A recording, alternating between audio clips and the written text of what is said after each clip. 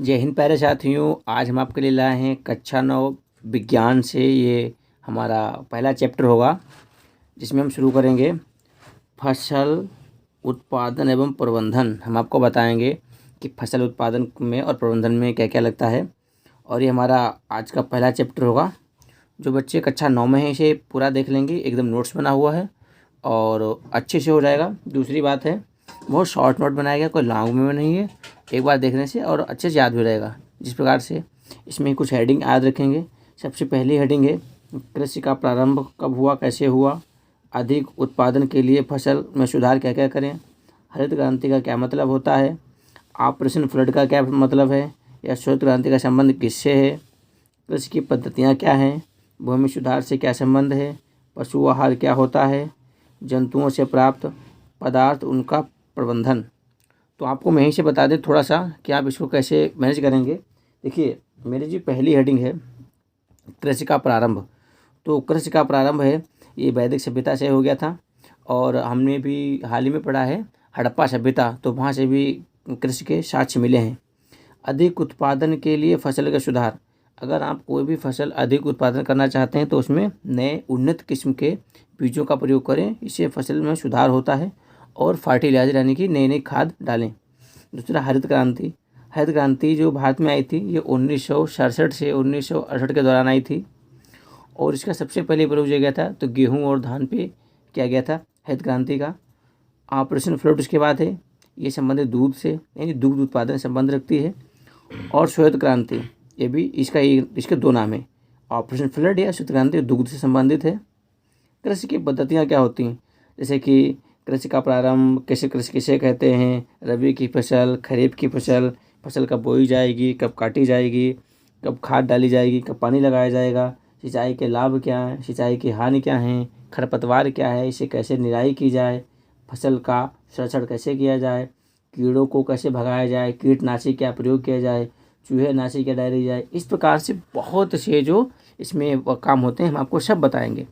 अच्छा, ये भूमि सुधार क्या है, जैसे कि अब आज का युग ऐसा हो गया है वैज्ञानिक कि हम किसी भी जो भूमि को अच्छे सुधार सकते हैं। इसमें क्या होता है कि ऊबड़ खाबड़ भूमि है, ऊंची नीची है, तो बहुत से ऐसे यंत्र चले गए जिससे हम भूमि को बराबर कर लेते हैं, पर पहले ऐसा नहीं था।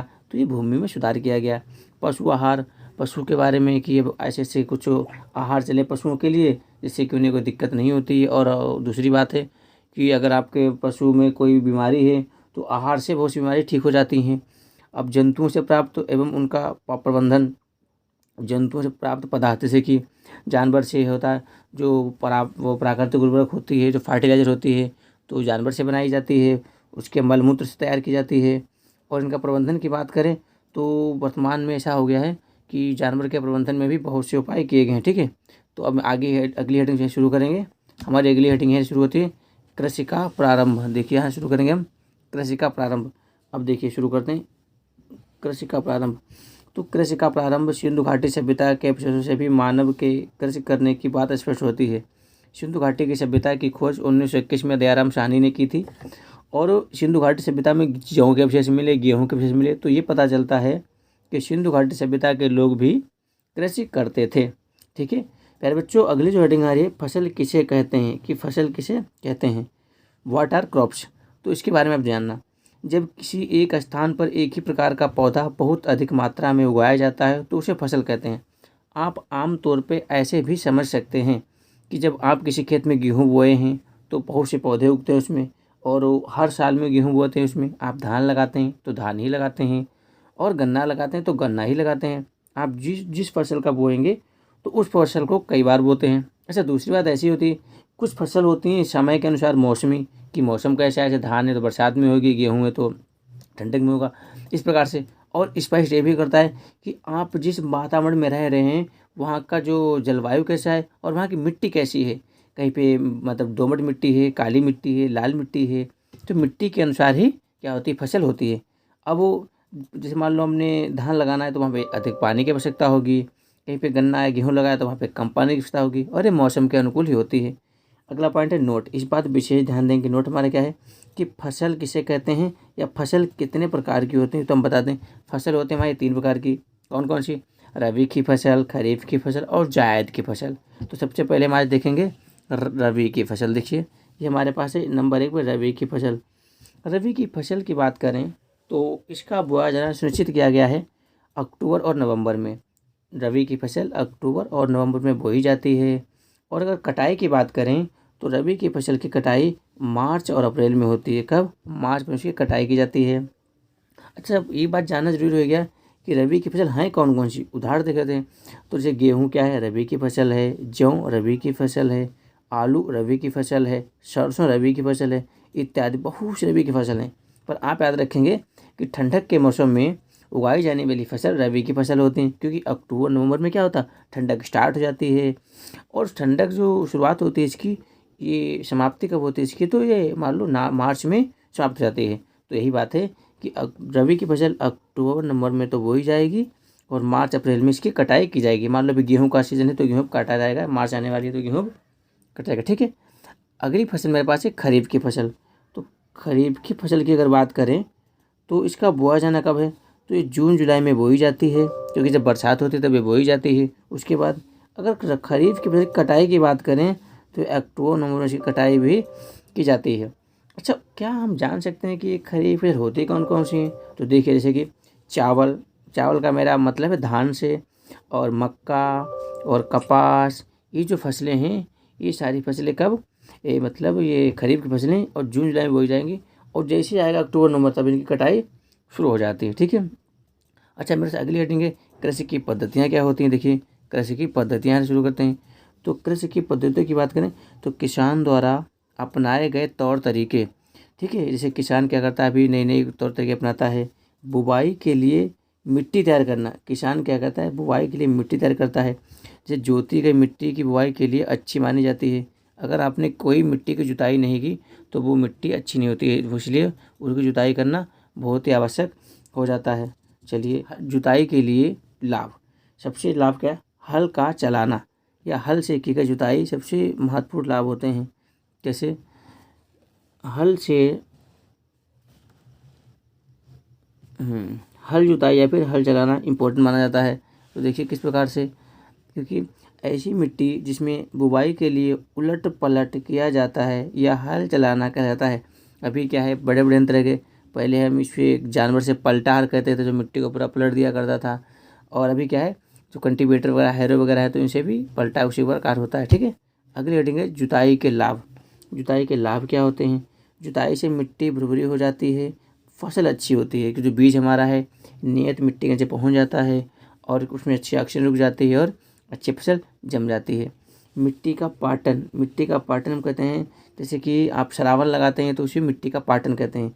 मिट्टी के बड़े बड़े ढीलों को छोटे छोटे भागों में करना ही पाटन कहलाता है। अगर आपने मिट्टी की जुताई कर दी, फसल बो दी और पाटन को नहीं किया, सरावन नहीं लगाई, तो क्या होगा, उसमें अच्छे बीज उग नहीं पाएंगे, अच्छे बीज जम नहीं पाएंगे। ठीक है। अगली हेडिंग है मिट्टी में खाद देना। मिट्टी में खाद का देना, अब क्या होता है कि आजकल हमने एक एक साल में 3 फसल उगा ली तो उसमें फर्टिलाइजर कम हो गया, तो नाइट्रोजन है, अमोनिया, फास्फोरस में अलग से उसमें NPK यूरिया वगैरह डालना पड़ता है।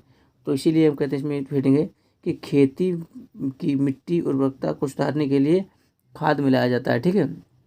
हम लोग अपने गांव का जो मलमूत्र होता है जानवर का वो भी डालते हैं, तो उससे भी के बाद अच्छी हमारी फसल हो जाती है। ठीक है। अगली हेडिंग है बीज बोना। बीज बोने से क्या मतलब है, बीज में खेती की जुताई के बाद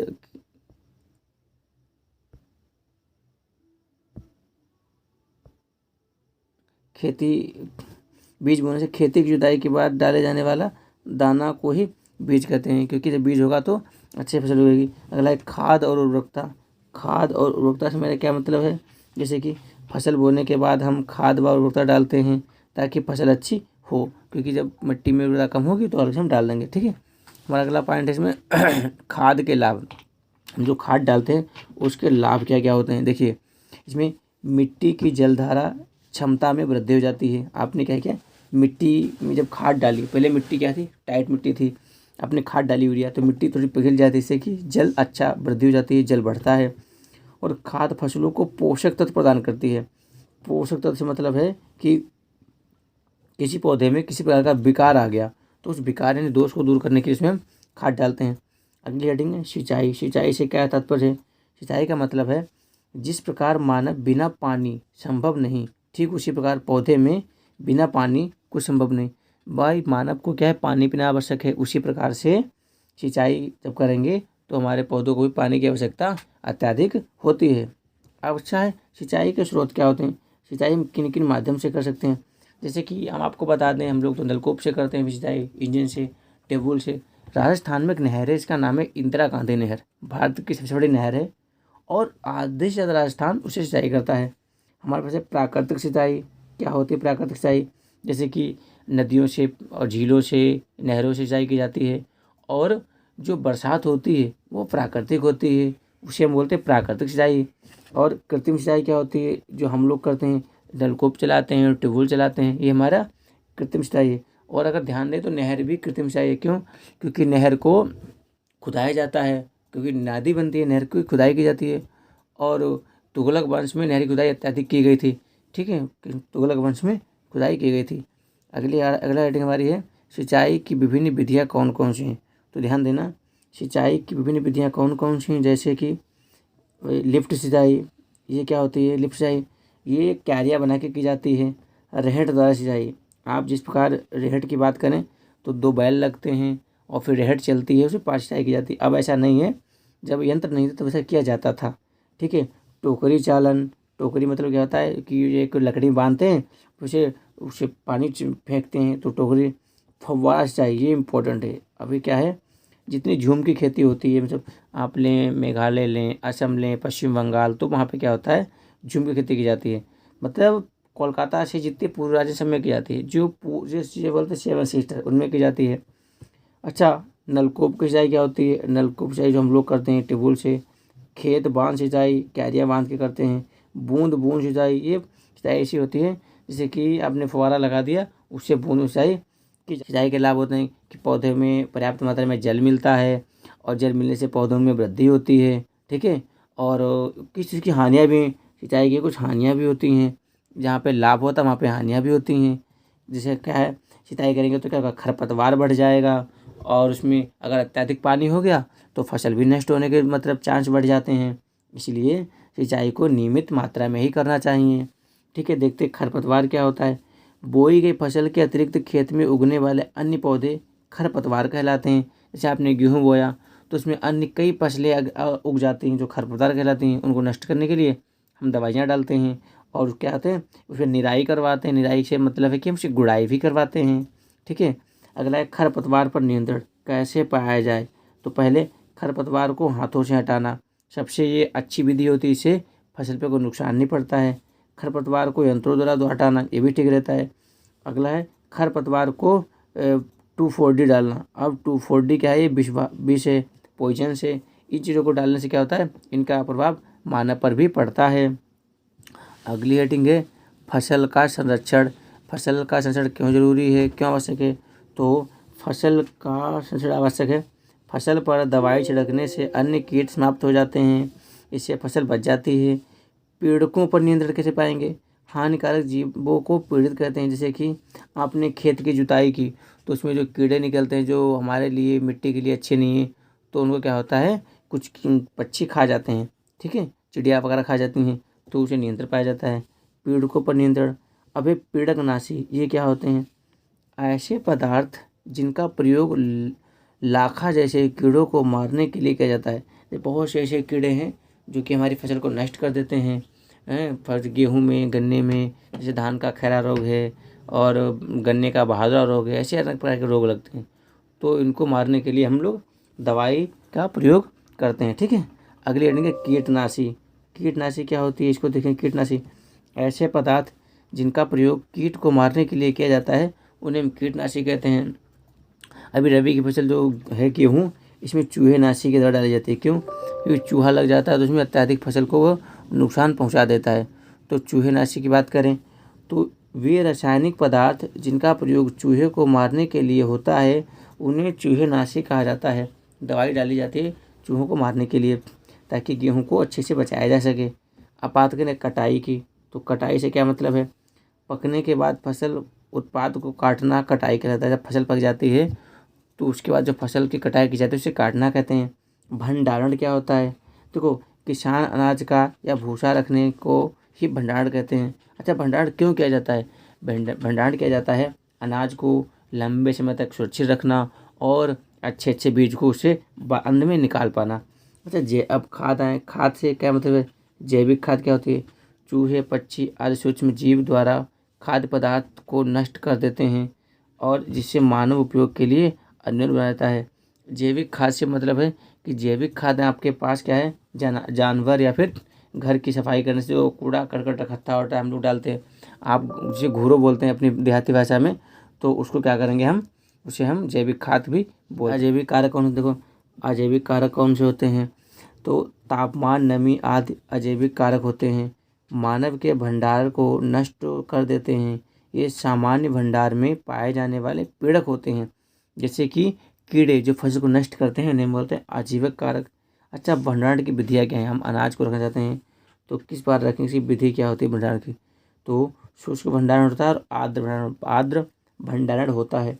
कुछ बीज हैं जो शुष्क में रखे जाएंगे, कुछ बीज हैं जो आर्द्र में रखे जाते हैं। ठीक है। फिर है संचकरण। इसका संकरण का क्या मतलब होता है?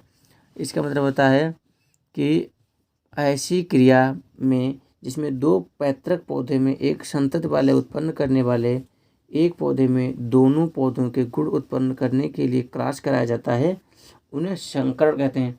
अब संकर की बात करें तो जो संकर या इसे संकरण बोलते हैं। संकरण का मतलब है कि दो पौधों से एक बीज का उत्पन्न होना। ठीक है। अच्छा, एकल कृषि क्या होती है?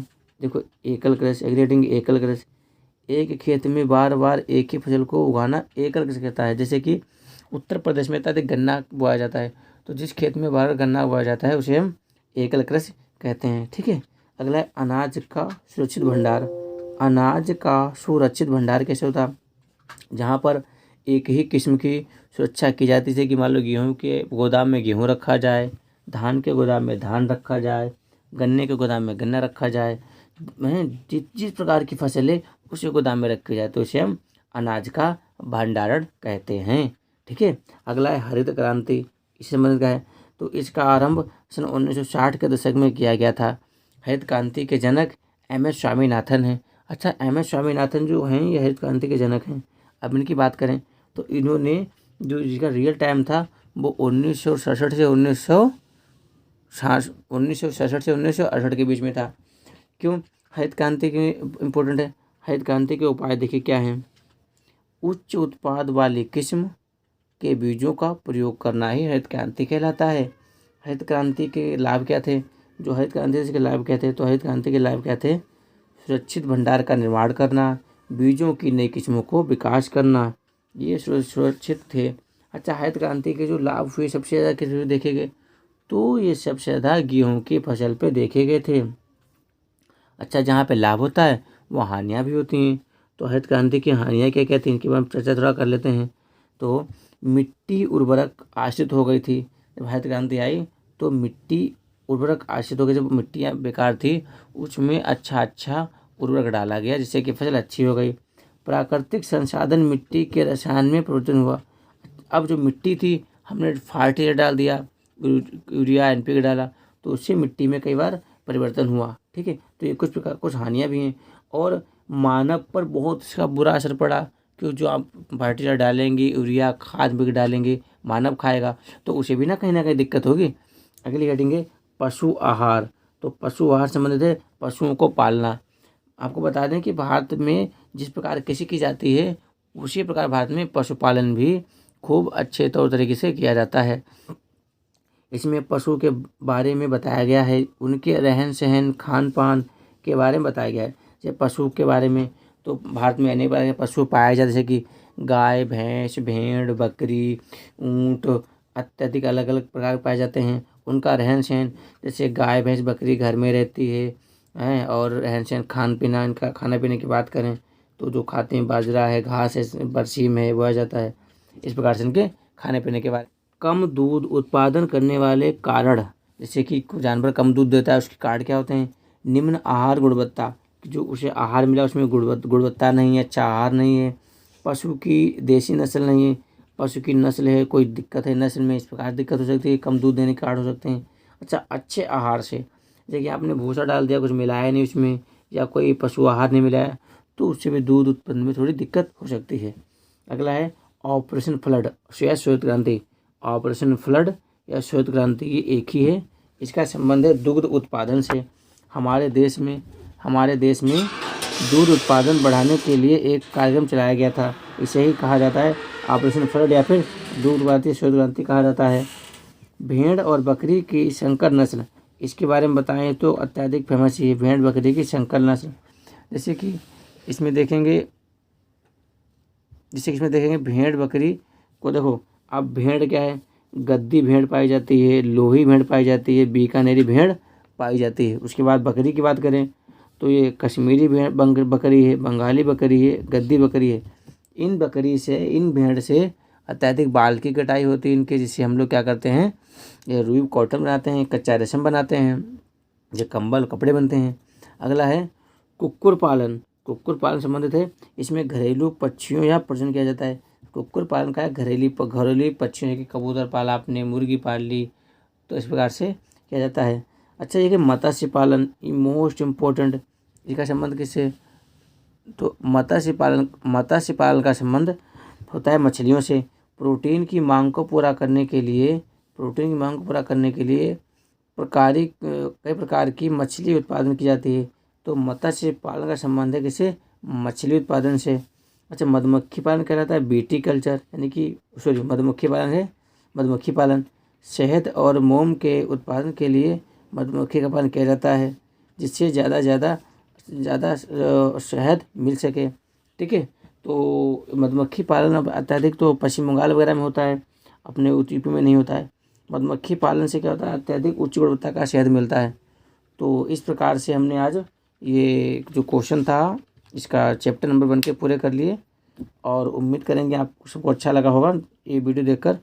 और जल्दी में इसका द्वितीय वीडियो भी लाएंगे, इसके 10 चैप्टर होंगे, तो पूरे सदस्यों के साथ आपको हम करा देंगे। ठीक है, आप नोट्स बना लेंगे इधर, तो इसमें कोई भी प्रकार की आपको दिक्कत नहीं होगी। तो हम आपको बता दें, जो हमने आज पढ़ाई की है उस चैप्टर का नाम है क्या है, फसल उत्पादन एवं प्रबंधन। इसके क्वेश्चन हैं जो हम आपको बोर्ड पर